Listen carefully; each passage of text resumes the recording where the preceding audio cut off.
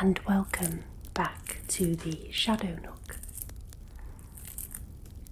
Tonight we're stepping into one of England's most haunted places, a house so mysterious and infamous. It's been called the most haunted house in England.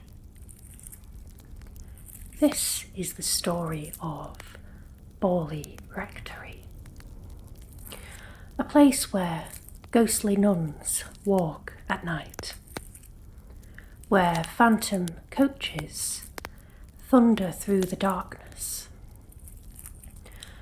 and where tragedy seems woven into the very bricks.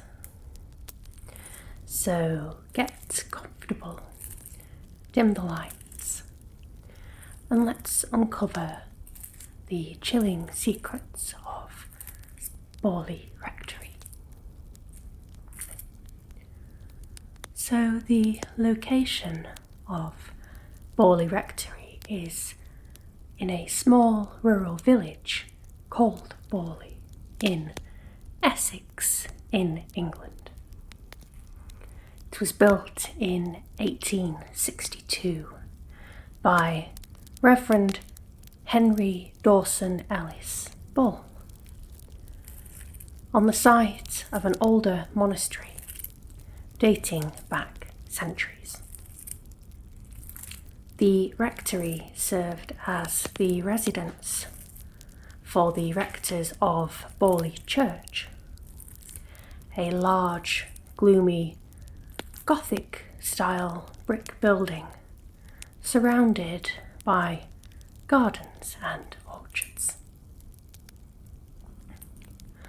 Locals claimed that long before the rectory was built, the land was already haunted. Legend said a Benedictine monastery once stood there. A young monk allegedly fell in love with a nun from a nearby convent. When they tried to elope, they were caught and executed. The monk was hanged, and the nun bricked alive within the convent walls.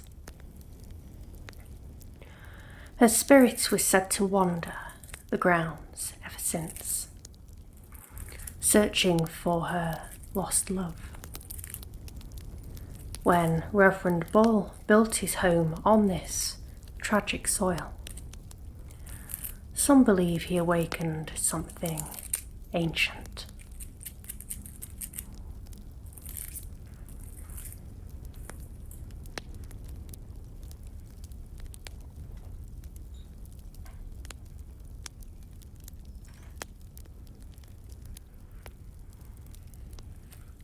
Let me know if you know what this is below.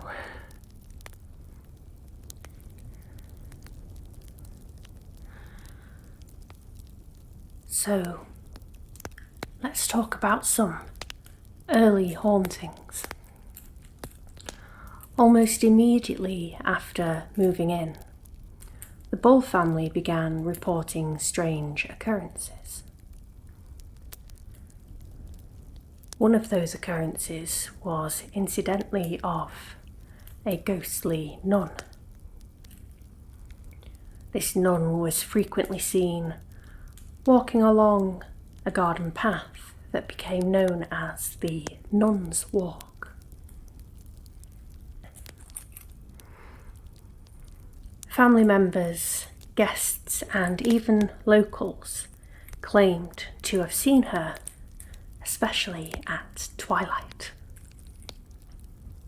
Reverend Bull's daughters said they would watch her silently pacing, hands clasped, head bowed, before she vanished.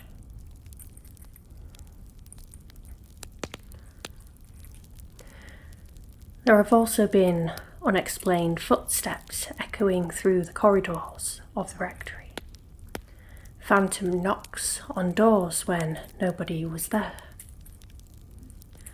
Some objects moved on their own, sometimes rearranged, sometimes missing entirely. The family reportedly built a summer house facing the nun's walk so that they could quietly watch her from a distance and watch for her appearance. They didn't seem frightened by the nun, more fascinated. But fascination can sometimes invite trouble.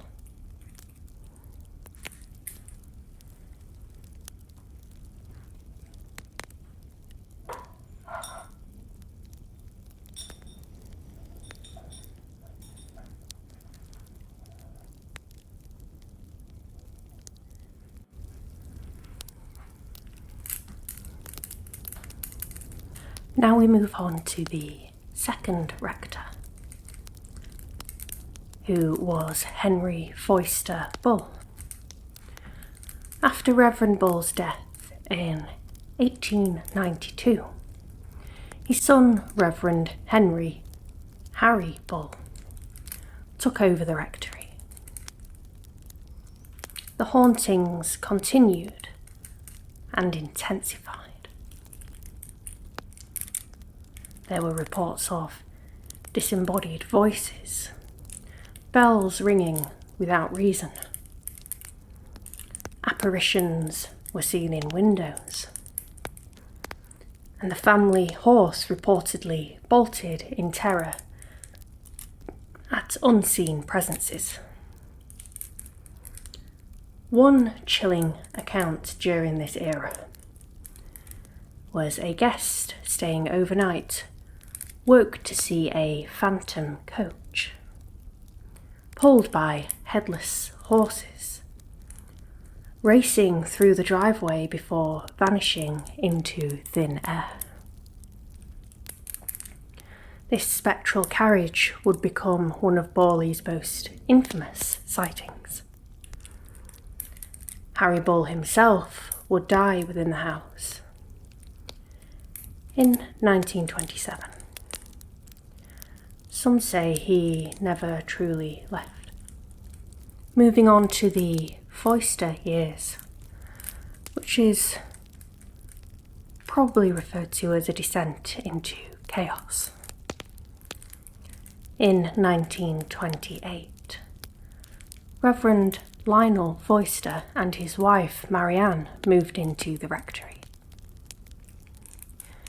Almost immediately, the activity escalated beyond anything that had happened before. Windows shattered without a cause.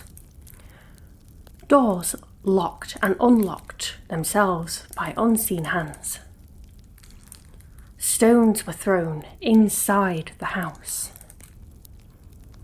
Furniture was toppled over in empty rooms, and footsteps trailed them everywhere.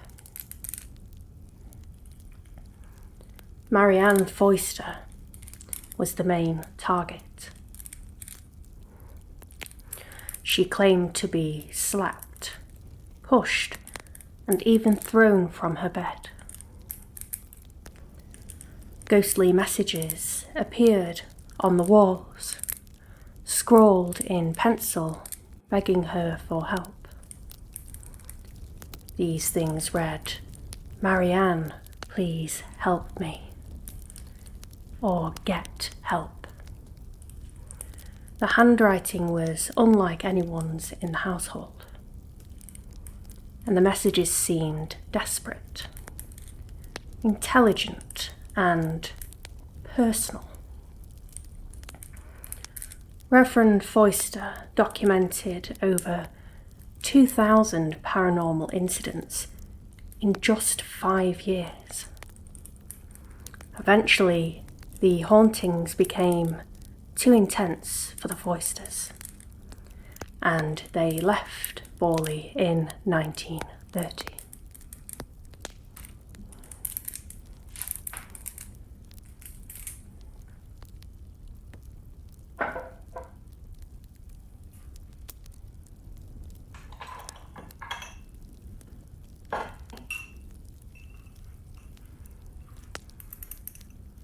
Again, let me know if you know who this is. So, we move on to Harry Price and the investigation.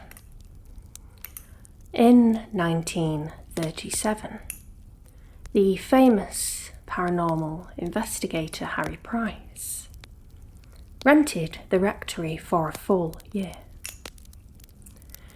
He brought a team of researchers and mediums to study the phenomena scientifically. Some of Harry's reports during this period included apparitions of a nun still walking in the garden, a floating head glimpsed in dark corners, objects levitating or thrown across rooms, unexplained cold spots and whispers captured on early recording devices.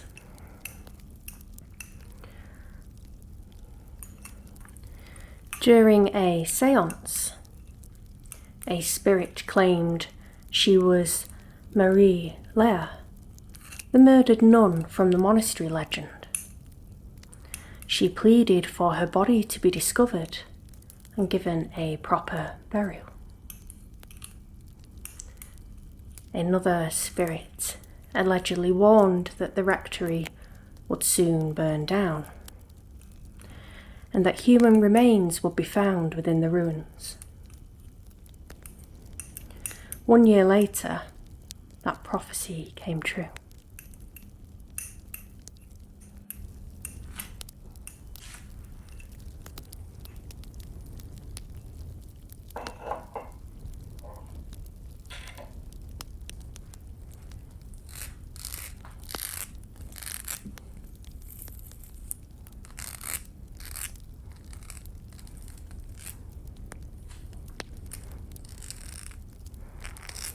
So, in February 1939, a new owner of the rectory accidentally knocked over an oil lamp, setting fire to the property. The house was completely destroyed by the fire. During the clean-up, workers discovered a woman's skull buried in the cellar, though it was never definitively linked to any of the ghost stories. Even after the fire, witnesses continued to report phantom figures among the ruins and the sound of horse-drawn carriages. And the nun's walk still haunted by her silent, sorrowful form. Borley Rectory was finally demolished in 1944, yet its reputation as the most haunted house in England remains unshaken. Skeptics have since argued that some of Harry Price's evidence may have been exaggerated, and the Foysters' experiences might have had psychological or environmental explanations. But even today, paranormal investigators who visit the site claim to feel an unmistakable presence, an atmosphere of grief, longing, and fear. The house itself may be gone, but something still lingers on that lonely patch of Essex soil. Let me know your thoughts, theories, and opinions down below. Were the Foysters telling the truth? Do you believe Harry Price's evidence? Let me know. Before you go, as per usual, we shall do an oracle card reading for you.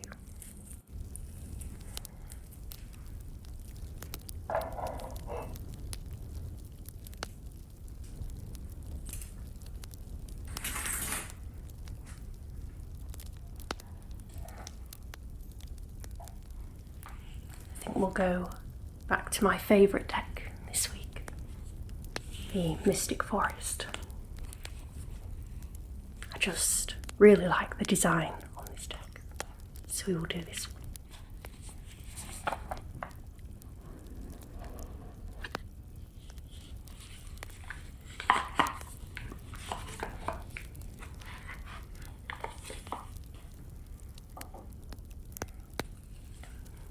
Just give these a shuffle.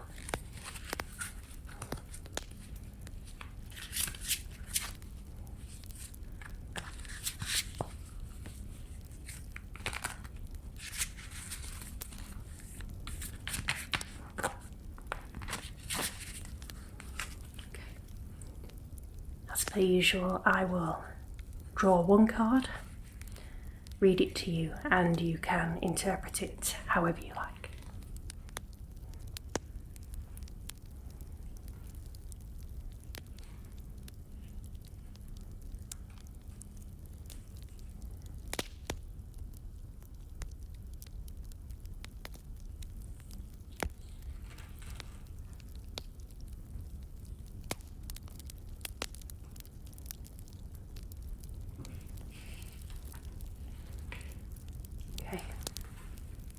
We have, remember who you are. You carry stardust in your bones, your ancestors' wisdom in your blood, and the whole universe in your soul. Know yourself, and nothing will bring you down. Let me know down below what this could possibly mean to you.